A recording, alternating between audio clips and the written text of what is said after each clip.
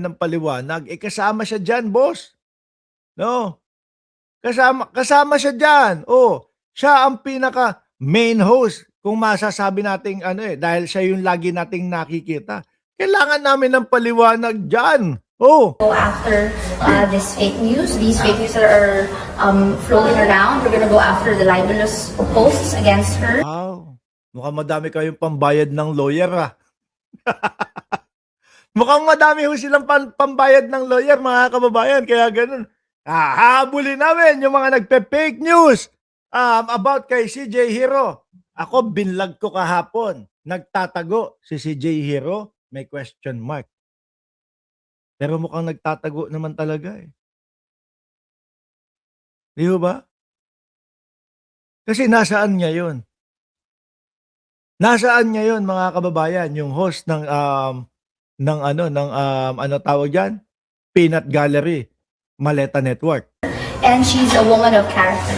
She's a journalist with credibility and integrity. So definitely. Oh, 'di ba? Yun yung sinasabi nila. May kredibilidad daw. Eh, hindi natin alam ngayon kung yan pa din ang tingin ng mamamayang Pilipino. Eh, kung mali-maleta ang labanan diyan sa Peanut Gallery. At hindi lang naman si Franco Mabanta ang nahuli, ha. Nakita mo, mga bata ni Franco Mabanta yung dadampot kukuha nung maleta. Ilan nga sila diyan na nahuli? O, 1, 2, 3, 4, 5.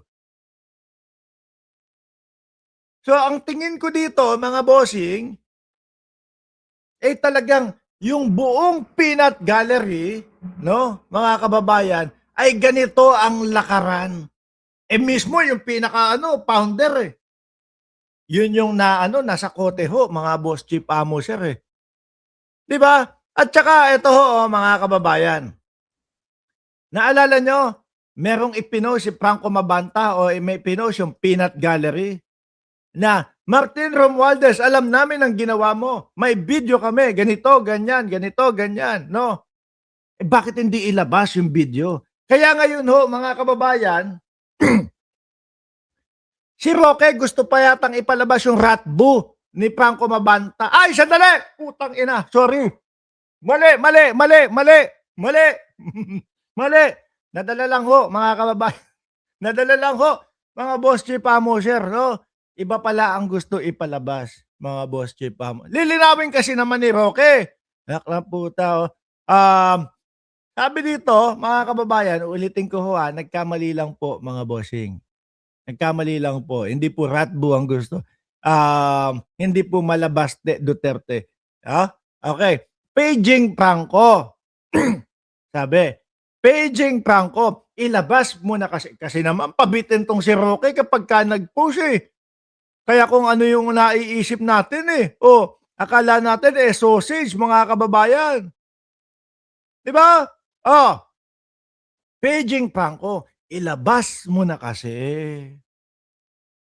Ano pa ilalabas? Alam niyo ho, mga bossing, eto lang yan, napakasimpleng logic lang po niyan, mga kababayan. 'Di ba, John Argalera?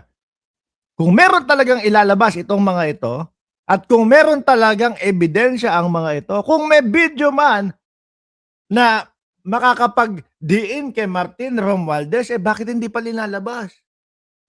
Boss, nakalong ko na, oh. Si Franco Mabanta, eto na yung pagkakataon ninyo na ilabas yan. Bakit wala pa ding inilalabas? Kailan na naman, mga DDS? Paaasahin na naman kayo sa tamang panahon. Ganun na naman ang sasabihin sa inyo. Di ba, the jumper? Late ako, live to. Yes po. Yun na naman ang sasabihin sa inyo. Ganun na naman kayo paaasahin na ilalabas din namin ang mga katotohanan sa tamang panahon. Paano pa magkakalabasan ng katotohanan? Kung ganito po, mga kababayan, ang galing nung Kagawad Joey, ano? O yan, nakikita natin yan doon sa sa Facebook. Paano pa magkalabas ng katotohanan yung mga yan o ng mga kung ano mang ipinagmamalaki nila, ipinagyayabang nila na resibo laban kay Martin Romualdez? Kung nag-aalisan, tinatanggal na yung mga nandoon sa group chat daw nila. Oh, sabi nung kagawad Joey, breaking news. Oh, Peanut Gallery Media Network naglinis ng GC. Asa na yung expose kay Tambaloslos, panis na popcorn ko. Di ba? Nasaan na?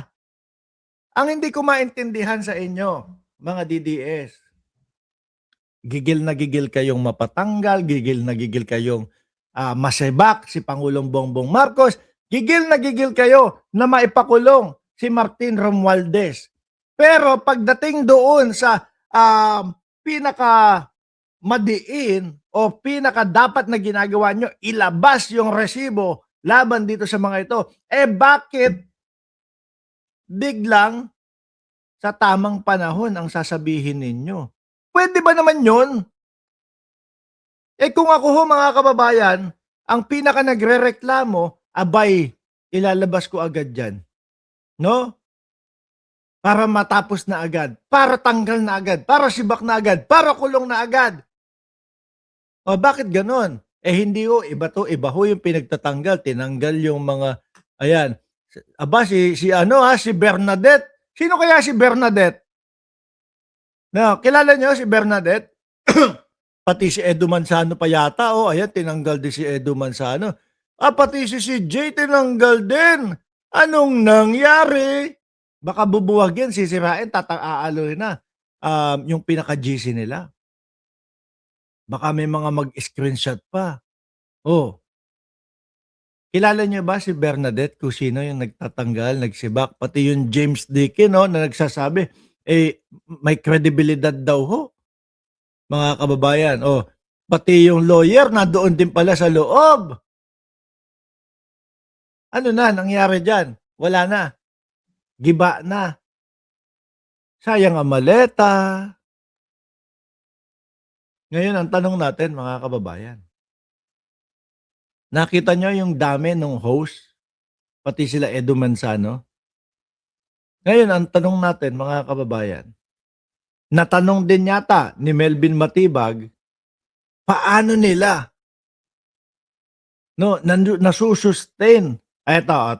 Paano nila nasusustain na pasweldohin yung kanilang mga host? Yan ang tanong ho dyan, mga kababayan, mga boss chief sir. Kasali si Edu Manzano, kabembang niya, isang host niya. Uy, grabe.